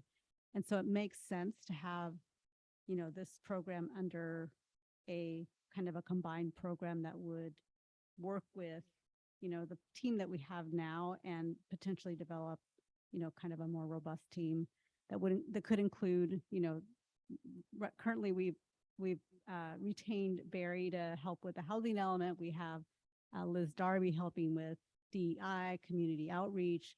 And so you know, all of that will continue to be part of our program. So it won't change. It'll just be, it'll be a more combined team, and it'll be a team rather than just one person. Historically, it's been one person dealing with homelessness. And now we have, you know, we will ideally have this, you know, group of great staff that will be able to, you know, kind of cross collaborate. Does that answer your question? Yeah, that does. Thank you. My second question was, about a month ago, I think you know, at 400 Canal, I think some of what we're talking about today was tested. And I haven't heard anything follow up, but, you know, in terms of our goals, do you feel like, you know, any of the work on the draft and anything that we've learned helped to advocate for those residents and make sure that we don't have additional homeless people on the street. Thank you for the question. I think there have been a number of sort of reflections from staff around the instance of circumstances of 400 Canal. And for me, I've really thought a lot about what tools we have in place and what tools we don't have in place, and what that meant in this particular circumstance. And so one thing you'll see in the draft is there's a piece under relocation assistance around evaluating regulations related to buyouts. There's a lot of cities who regulate buyouts. San Rafael currently does not. And that was one piece with 400 Canal that I think has complicated our ability to respond. And so that was included sort of specifically in response to that circumstance. And then I think the other piece is the program around renter protections. And so that, I think, is a really important program included that gives us some latitude to really think about what are the tools that are going to best support tenants, even upstream to relocation assistance, right? But what are the things that maybe it might be something that supports nonprofits in being able to more effectively purchase buildings that come up for sale, or it might be something else. And so those are some of the ways that we've been thinking about how to make sure that what we're responding to right now is really built into how we're thinking about what we're implementing in the housing element in future years. Thank you for that. It triggered my recollection of that. And I'm glad that it's helping to shape. It's good to always have a real life solution or a real life problem to help inform, some of the solutions we're trying to come up with. Okay. If there are no more questions, I guess we'll open it up to public comment. Yes, so if you wish to speak, please use the raise the hand icon. And our first speaker is Grace Garrity. Hi, thank you. My name is Grace Garrity. I'm with Responsible Growth in Marin. And on the opportunity site inventory, I think it's overstated. So many of those properties were in the previous 2015 cycle, and some are not even legal parcels for development. So that's one comment. My second comment is that San Rafael, again, in the previous fifth cycle, met their market rate RHNA goals. What we didn't meet was the low and very low income goals. So there is a glut of rental properties, frankly, already, apartments in the market here. And I sent like 3 pages of them this summer to Barry. And it's primarily because people simply can't afford the rates. I mean, the rents are just astronomically high. So I don't know, in items, pages 6, I don't know. In the plan, are there vouchers for people with low incomes to be able to pay their rent? Because as I said, there's loads of apartments. People just simply can't afford them. Thank you so much for listening to me. Appreciate all the work everyone's done. I know this has been a long haul. Thank you, Grace. Next up is John Gaskin.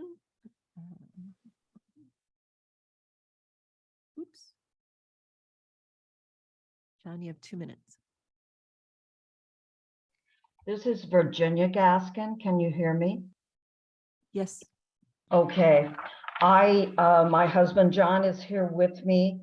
We wish to address the proposed housing sites, specifically the Terra Linda Northgate Mall site to be developed. I have spoken before the Planning Commission and written to the Planning Commission and to the Design Review Board, specifically to say that the concept of fair share and equitable distribution escapes me when you have this site listed at 1,441 units, which is close to the total 3,220 units at 50%.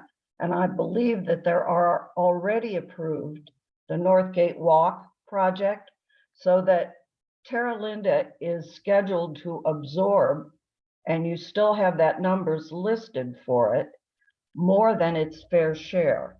And that has a real effect on health and safety issues.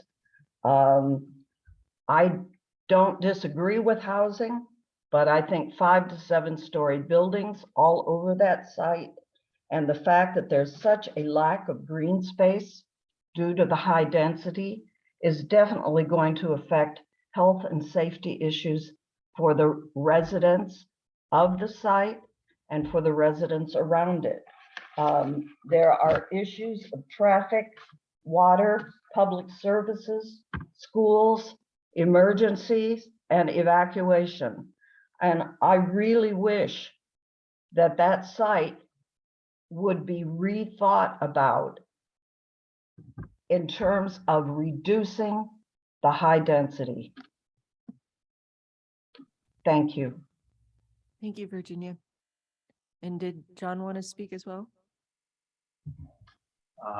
No, I really wanted to say the same thing as what Ginger has said, that the density is just incredible, and the height at that It's very troubling. is troubling, because the current heights of the buildings around there, the highest ones, are like 3 stories, and now we're. So our question is, why have there not been any changes or consideration when, for example, the Design Review Board said that this project was not ready for approval as presented to them, and that was in May. And then the public input was canceled. Virginia, this is John's 2 minutes. Sorry. Okay. No worries. Wasn't And prepared, just this is on the housing element. I guess I don't have a whole lot else to say. It just seems like a tremendous overbuilding in one area. Thank you. Thank you. Thank you both. If anyone else wishes to speak, please use the raise the hand icon at the bottom of the screen.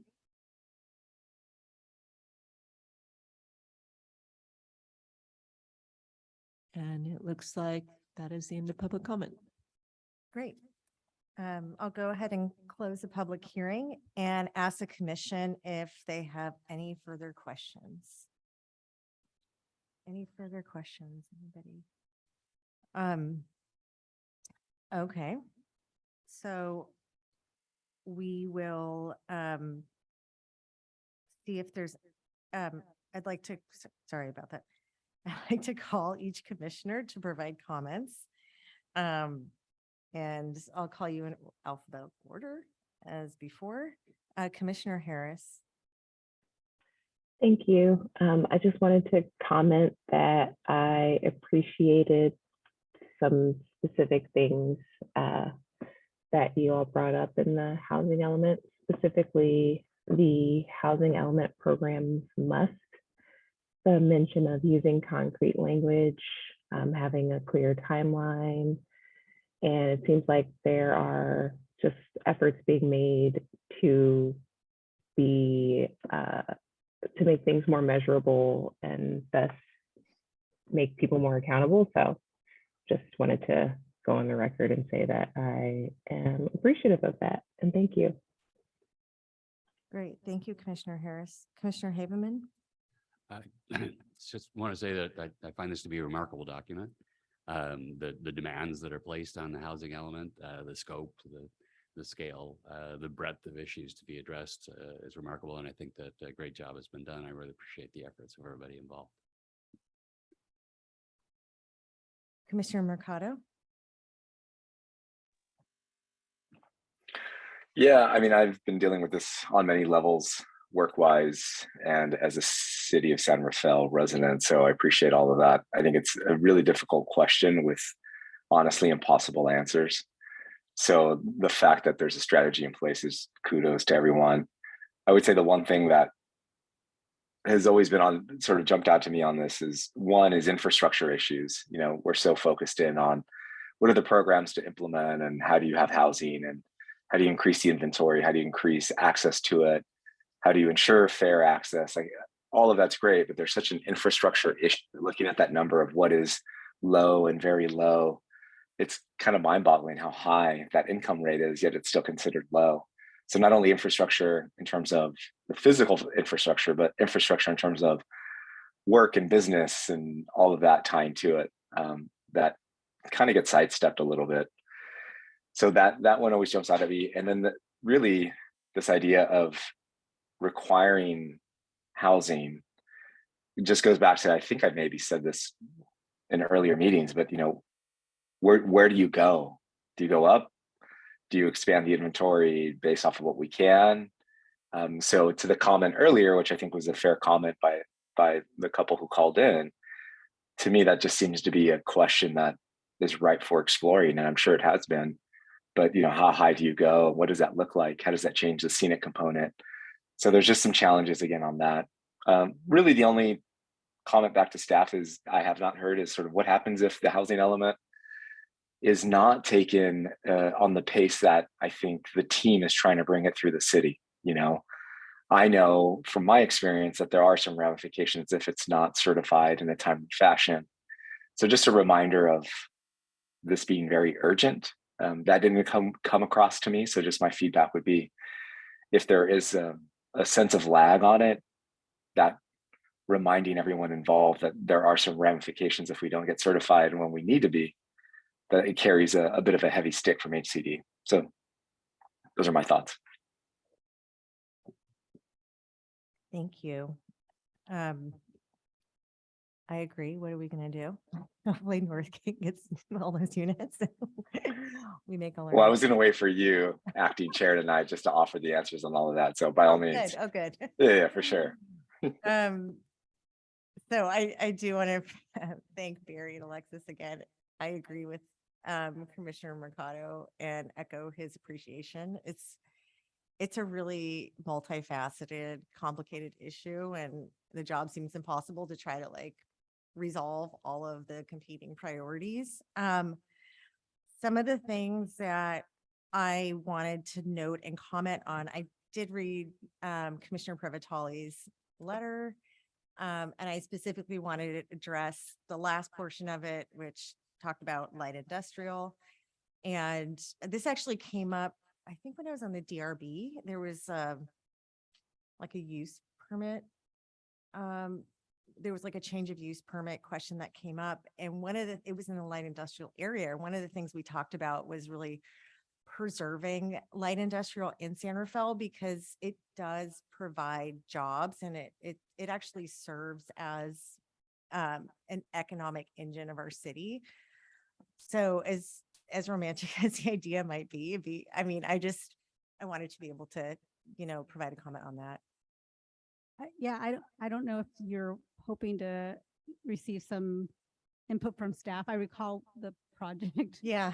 Or the time, I believe it was the general plan update when we were going through that and talking about whether the city was interested in seeing some changes in land use from light industrial to residential. And there are a number of reasons that staff wouldn't support that. And one of those is, we have light industrial areas that provide jobs for lower income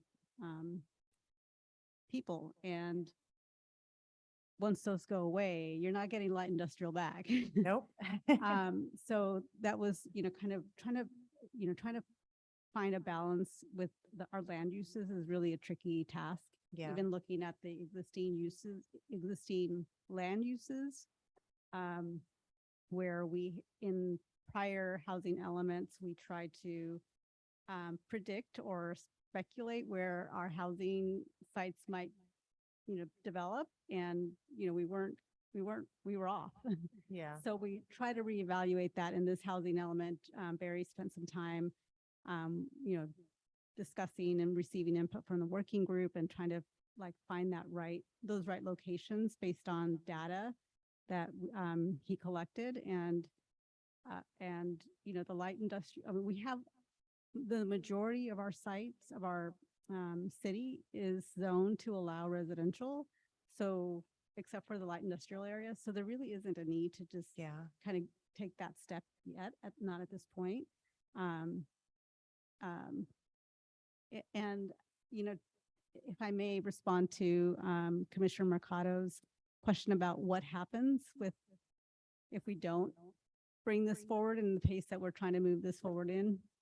I don't know if you've heard of the builder's remedy. Essentially what happens under state legislation is if the city does not have an adopted complying housing element, that it opens up the ability for developers to propose projects without being tied to development standards. And they still have to go through a process, but our zoning development standards are no longer valid, and it's not a great place to be. So we really want to move this forward and really want to get this certified as soon as we can. So Barry, I don't know if there's anything you want to add. Actually, thank you, Director Giudice. And I did want to just add in response to the public calls to Grace who phoned in. There is an action program in the plan to increase the number of housing choice vouchers. Unfortunately, that's something the federal government controls. So it's really more of a lobbying program to try and get more money to increase the number of vouchers that are available and to try and make sure that apartment owners are enthused about allowing tenants, they have to under law allow tenants with vouchers, but just to make that something that our housing providers endorse and embrace. But really getting the vouchers is the key there. And then the other caller made a reference to 1,441. I just wanted to point out that number of units was a theoretical capacity and not the actual number that was used in the housing element. And we did try to not carry forward a lot of those North San Rafael sites, recognizing that Northgate Mall was proposed for a larger number of units. So there were sites in the previous inventory that were taken off the list. Quite a few of them actually that are currently used as office buildings. So we're really trying to focus more of the development on key sites that we think will be available. So just wanted to respond to those, and everything that Ali said about industrial housing and industrial, absolutely true. And we had so many conversations about that, not just with the housing element working group, but with the general plan steering committee for 3 years before that, talking about that very issue. And I think there was a pretty strong consensus to hold the line on those industrial areas for now. So. Thank you, Barry. That's great. And Allie, I wasn't looking for a response, but I'm glad that you came up and gave it, because when I saw that, it raised a little concern. I also had a couple comments. I'm not really looking for responses, but I appreciate discussing it further at a different time. One cause of concern are the energy codes that we're facing in January and the burden of additional cost on builders and developers. I think, we're making, California is, leading the charge. But I think it does, I think that's something we all have to be, aware of. And to mirror what Commissioner Mercado was saying regarding infrastructure, we all experienced that text message last year or earlier this year when we were maxing out the grid. And so if we're moving to all electric, how do we work? How is the state working with PG&E? And, all of these things tie in. So, I mean, it's obviously a big complicated issue, but I did want to bring that up. And then the other comment I wanted to make was about the quality of housing and how we really can measure that. I don't know. There's so many metrics that we can follow, but really making sure that the quality of housing that we're building for, 20 years, 30 years, and we're not just throwing stuff up because we need to meet our numbers. And the last comment I had is really regarding the DE&I component. And, I appreciate the goals of the chapter. It just seems like such a big hurdle to get across.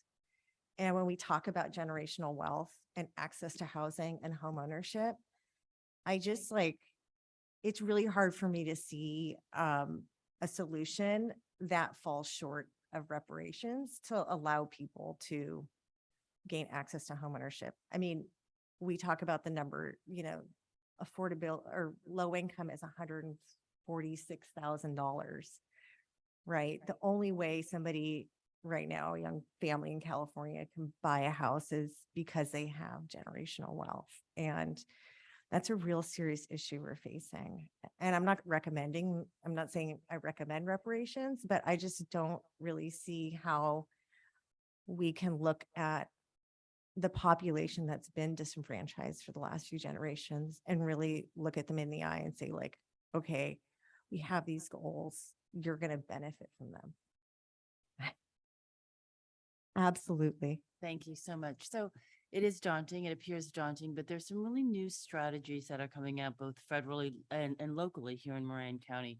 One of the things that is garnering a lot of support are community land trusts, right? Because there's different ways to define home ownership.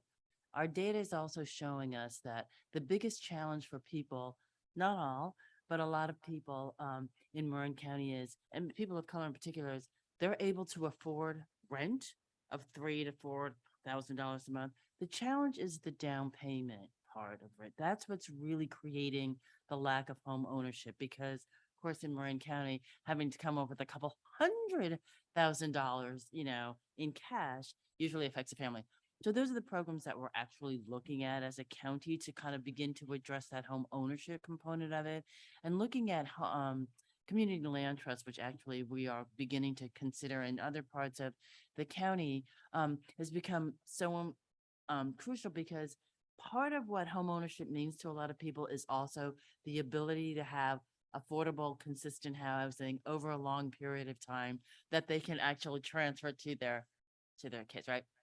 That model can be done in a rental capacity now in community land trust. So people are coming up with creative solutions because you're absolutely right. How hard is it to get people to have home ownership, which gets into kind of, generational wealth, which is the long-term goal, but not always come up with a single solution of these people get that and it's going to cost us that much. So I think there are creative solutions. I know that the federal government, HUD, has just approved some funding for certain banks to identify without breaking fair housing laws, funding for people of color, particularly from people in communities that have been previously disenfranchised. So there are new strategies that are coming up.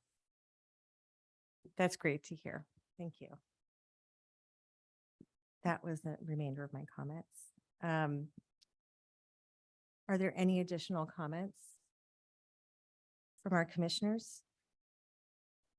If not, I'm going to request a motion to recommend the city council to approve submittal of the working draft of the housing element to HCD for their initial 90-day review. Can you announce your name prior to the motion if you are going to motion?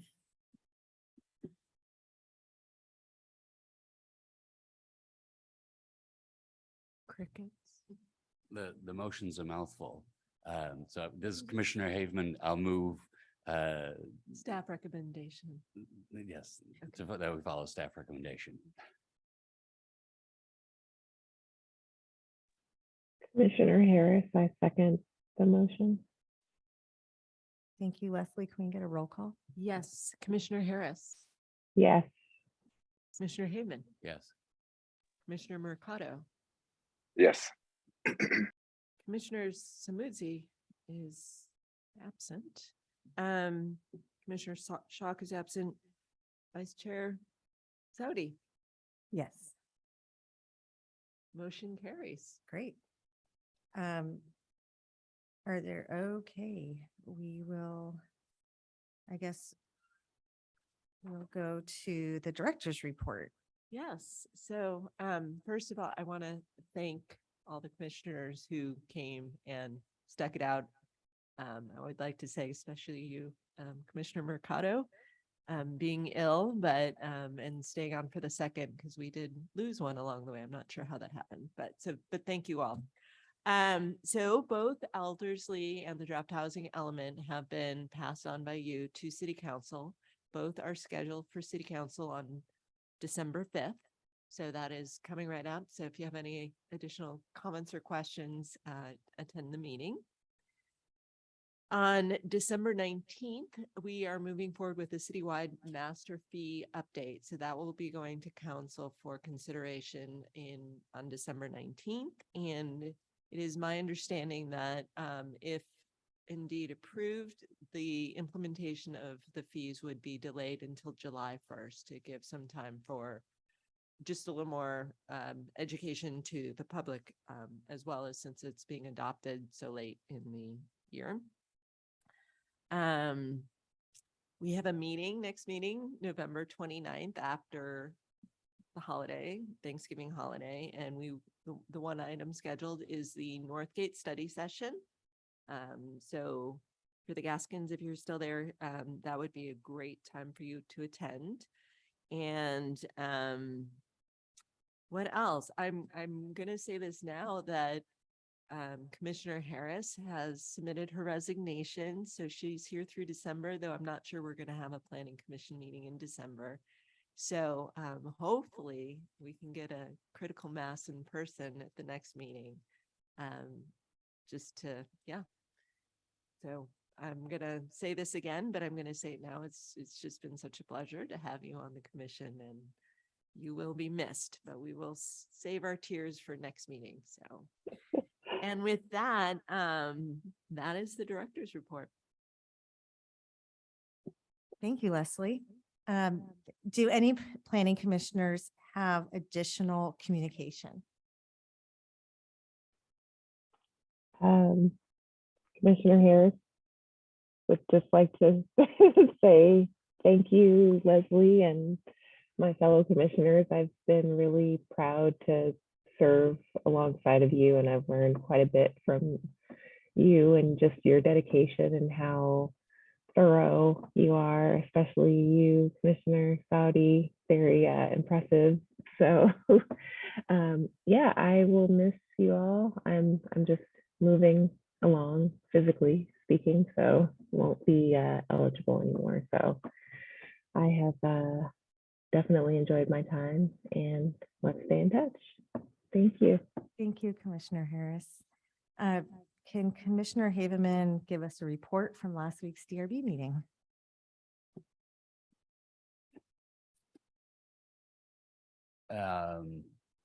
No. okay. Awesome. I apologize. I was at the meeting. I'm gonna have to go review my notes. I failed to do that before coming in tonight. We'll save it for next I'll time. hold it over for next time. We'll save it for My next time. apologies. For sure. Thank you.